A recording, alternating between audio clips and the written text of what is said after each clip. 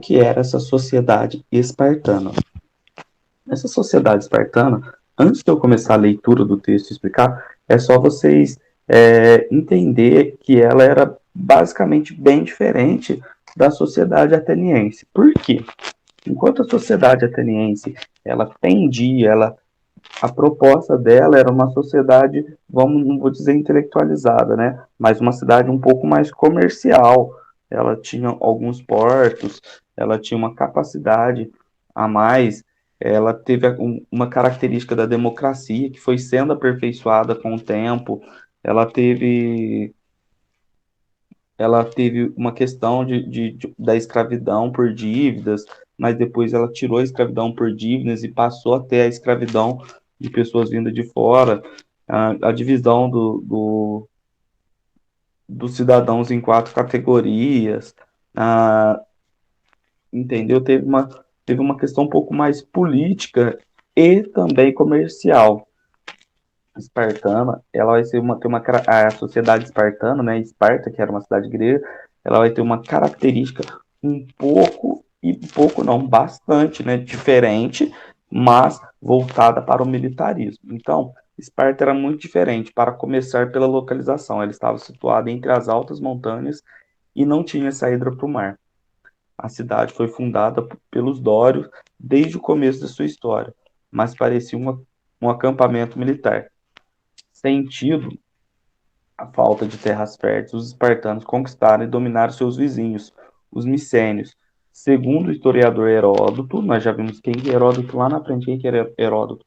É um, nós não sabemos ao certo se ele foi um, se ele foi vários, mas ele escreveu uma série de contos e questões históricas, questões não, né? Série de contos e relatos históricos sobre aquela região. O lema dos espartanos era não fugir do campo de batalha diante de qualquer número de inimigos, mas permanecer firmes aos seus postos e neles vencer ou morrer. Então, tudo isso que nós podemos, que eu estou falando para vocês, são as maiores diferenças. Eles eram uma civilização voltada inteiramente para a parte militar. Vamos entender agora como que era a política em Esparta.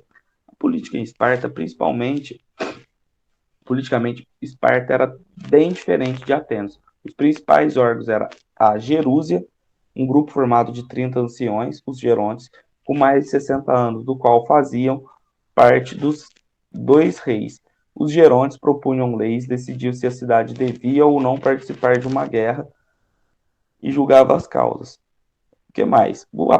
A Pela, uma assembleia formada por cidadãos, isto é, espartano com 30 anos ou mais. Então, para ser cidadão, a pessoa tinha que ser espartano e com mais de 30 anos. Votava sem discutir as propostas da Gerúsia.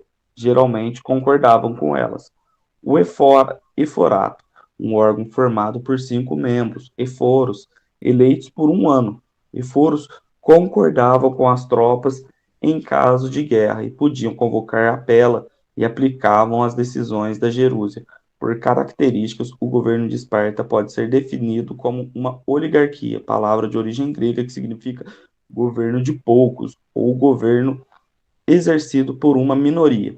Vocês vão ver essa palavra de oligarquia quando vocês forem estudar o Brasil republicano, né, o começo da formação. Aí vocês vão ver as repúblicas das oligarquias. Aí vocês vão lembrar: oligarquia, governo de poucos. Dentro da sociedade espartana, por volta do século 8 a.C., a sociedade espartana estava dividida em três grupos sociais. Os espartanos, né, eles descendiam dos dórios e somente eles tinham direito à cidadania. Possuíam as melhores e maiores terras e podiam ocupar cargos políticos militares. Os piriecos, que eram homens livres, porém sem direito à cidadania, viviam nos arredores de Esparta e se dedicavam ao artesanato, ao comércio ou ao cultivo de uma pequena propriedade. E os ilotas, que eram descendentes dos micênicos, povos vencido e submetido pelos espartanos. Os ilotas eram de propriedade do governo e eram entregues aos cidadãos espartanos para trabalhar em suas propriedades. Vamos entender aqui quem que eram os deuses e heróis gregos.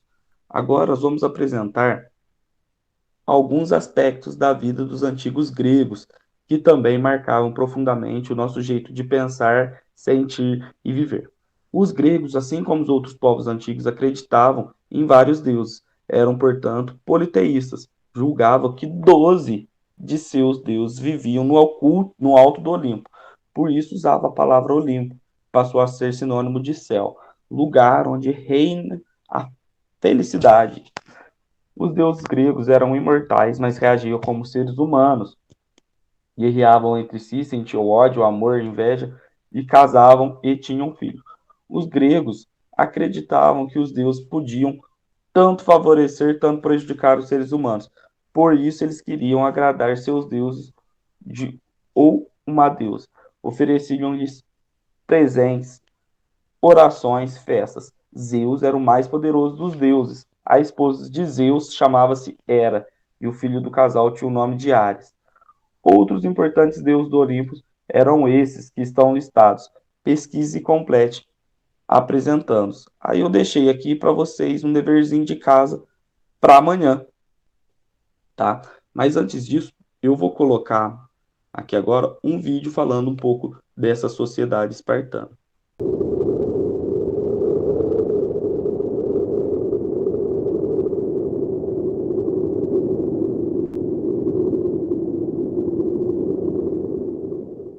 Olá, amigos mamíferos, eu sou o Dom Foca e hoje vamos dar prosseguimento à nossa série sobre história antiga.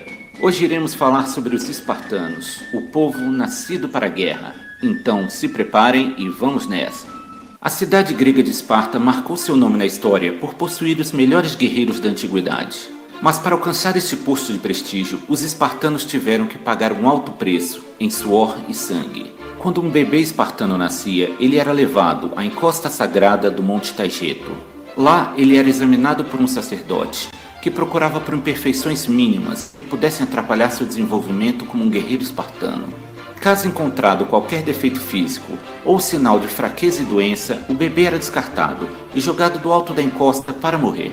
Os espartanos lutavam usando a formação de falange, onde todos os soldados formavam um bloco sólido, e por isso eles acreditavam que soldados imperfeitos seriam como elos fracos de uma corrente. Caso o bebê fosse considerado apto a se desenvolver como um soldado espartano, ele era entregue à sua família, que o criaria como uma criança normal, até a idade de 7 anos. Ao completar essa idade, ele era levado ao Magog, que era uma mistura de quartel com escola militar, que seria sua nova casa por muitos e longos anos. Desde o primeiro dia, tem início sua educação militar. Seu treinamento focava no aperfeiçoamento de habilidades militares e na disciplina. O corpo e o espírito dos jovens eram testados para formar guerreiros resistentes.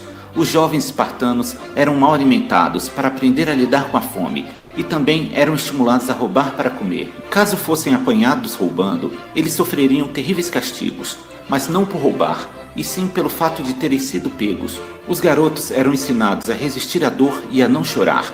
Um dos rituais consistia em chicotear os garotos em frente aos seus parentes. Seus familiares torciam e gritavam para que seus filhos resistissem à dor e não desmaiassem. Os mais resistentes traziam prestígio para sua família e para si mesmos. Quanto mais cresciam, mais duras se tornavam suas vidas. Eles tinham que dormir no chão sobre uma esteira de junco, para assim se acostumar às dificuldades encontradas na guerra. Eles passavam a não poder mais usar roupas ou calçados. Assim, eles se tornariam resistentes ao frio e seus pés teriam uma pele mais grossa.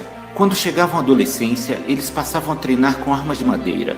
Contudo, o treinamento era tão intenso e violento que, mesmo usando armas de treino, muitos se machucavam seriamente ou até mesmo morriam. Já aos 16 anos, os jovens eram incumbidos de fazer a segurança da cidade. Um dos últimos testes de um aspirante a guerreiro espartano era matar um ilota, que eram camponeses quase como escravos que serviam aos espartanos. Ele deveria estrangular a vítima e escapar sem ser pego. Isso provaria sua capacidade de furtividade e evasão. Aos 18 anos, os que tivessem chegado ao final do processo seriam incorporados ao exército. Além de ter recebido treinamento para ser um grande guerreiro, os rapazes foram educados para amarem o Estado espartano acima das próprias famílias. Agora adulto, ele recebia um lote de terra, que será trabalhado pelos ilotas, pois ao espartano é proibido a prática de qualquer trabalho que não seja de caráter militar. Somente ao completar os 30 anos de idade, ele finalmente alcança a cidadania espartana e agora passa a ter direitos políticos, podendo assim participar da Assembleia dos Cidadãos. Somente após servir o exército por mais de 40 anos, os soldados que chegassem à idade de 60 anos poderiam se aposentar e poderiam se candidatar a Gerúsia, que era o Conselho dos Anciões. Devido a todo esse esforço e treinamento, o exército espartano era extremamente temido e admirado por toda a Grécia e além. Contudo, nenhum outro povo desejava pagar o preço em suor e sangue para alcançar a excelência espartana. E aí, vocês gostaram desse novo episódio? Deixem seus comentários e sugestões. E